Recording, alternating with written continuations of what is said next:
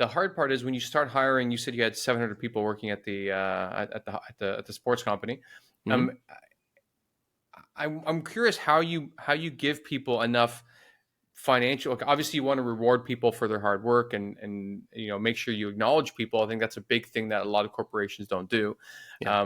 But how do you also reward them financially that doesn't cut in so much to your profits that you're able to reinvest? I remember, like, a quick anecdote. I remember even as far back as I got a job at this retail store when I was 14 or 15, and every month they'd bring us in. I'm making $7.50 an hour or something ridiculous. Yeah, at that time it was mid '90s, Mm-hmm. and they're showing us, okay, this month we did this much sales, and we did this, and we grew this. And I remember at 15 thinking, who fucking cares? Yeah. Yeah. I'm like, I'm making $7 an hour to make sure this old lady who comes in every week doesn't steal another sweater. And you guys aren't paying me enough to deal with her, but Yeah. somehow you want me to care that this business, like, I don't care if you guys go bankrupt. And I Yep. remember I was like this for a lot of businesses I worked for, unless I really liked the team I worked with, if I liked the mission that they were, a part of, or what the business did. Like, for that I could get behind, but Yeah. I could never find myself giving a fuck at all if the Yep. business was making money or not, as long as they were paying me. So Yeah. I really love your idea that you need to give people more financial incentives on top of, obviously, you have to have a business that has a mission statement that's aligned with the people that you're hiring. So Yeah. how do you look at doing that without giving away equity or too much profit? Yeah. So first off, I think the further down you go to the hourly staff, it's difficult, right? The Right. CEO of the business is more incented. Then you go to the VPs, and they're a little less, but there's still more. And then you kind of work your way down the ladder. It's harder, incrementally harder to motivate people to your mission Right. and your vision and why you're doing it, why it's so important for us to hit this revenue number this year, right? They don't care. So you have Right. to find other ways to incent them. And I think, I mentioned it before. Here's some keys, right? When you're hiring people, you need to know what your mission is. A lot of companies don't know. They need to know what their core values are and hire for those core values match. Because when there's a mismatch in core values, that's a problem to begin with.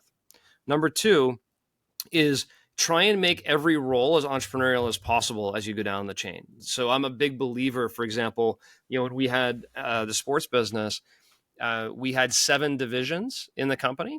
All 7 had their own P&Ls, like they were their own little companies. We all had like 7 little companies within the company, right? And they had their P&L responsibility. Yeah. They owned it. They were accountable to it, and they were rewarded on exceeding the results of the P&L. So they were motivated like they were running their own little business. And I treated them as such. I treated them as CEOs of their own little business, letting them make some decisions and coaching them along the way, and not micromanaging them, and helping them, giving them situational leadership, I like to call and talk about in the book. Is you have to lead them where they're at and help coach them along. And then the other instrument that I think I've used a few times that have been really good is this long-term value appreciation bonus, which I call phantom stock or phantom equity, which is not real equity.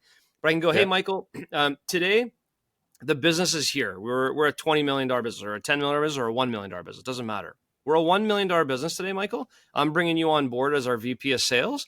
If we grow this business any more above $1 million, here's a little incentive. It's a 5-year program, 3-year vesting schedule, on and on. So you have to be here for 5 years to win. But if we go from $1 million to $5 million and we just created $4 million of value, I'm going to let you participate in some of that. So you're not only getting your employment and your salary, but you're participating in that without diluting my equity percentage, but motivating a management team to help grow the business. So those are tools that I work with a lot of entrepreneurs on, but just creating this entrepreneurial flavor within the management style that you have can pay big dividends.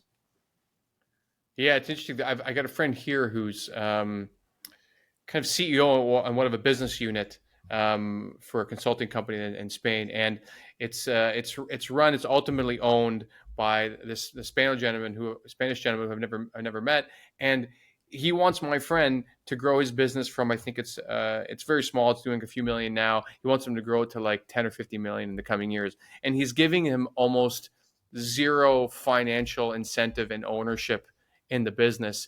And it's the craziest thing I've ever heard of. In 2024, you're asking someone to devote a good portion of their life to creating so much wealth for you, and you're not even at the top level. I'm not talking the hourly Yep. wage. You're not giving them any financial incentive. It's crazy that people still think like this. I think a lot of people in or businesses in the US are migrating more to giving more financial incentives on the tree all the way down. Even if it's Yeah. on the lower level, to your point, like give someone an extra day off or give them all a big night out. So there's some sort of reward for everybody doing well. Whereas in Europe, I think they're still a little bit tight with their pocketbooks to not giving out shares or even phantom shares or equity. It's a little bit tighter than I think probably North America is. Well, listen, as an entrepreneur, I've always been called the cheap ass, right? Oh, look at Johnny, won't even buy you the proper pens for us to use, right? Kind of thing. But there is a point of being penny wise, dollar foolish. Right. And I think that's a good example of it because your team is the one who's going to fuel if you can fuel their fire to grow and help them succeed, help them create wealth for themselves, help their balance sheets as individuals grow, they're going to be even more committed to your business, put in more hours, work harder, help relieve stress from you. There's a lot of reasons why that makes sense. And it is Mm, interesting culturally how that hasn't necessarily translated, but there's a lot of businesses here in the US as well that don't think the same way.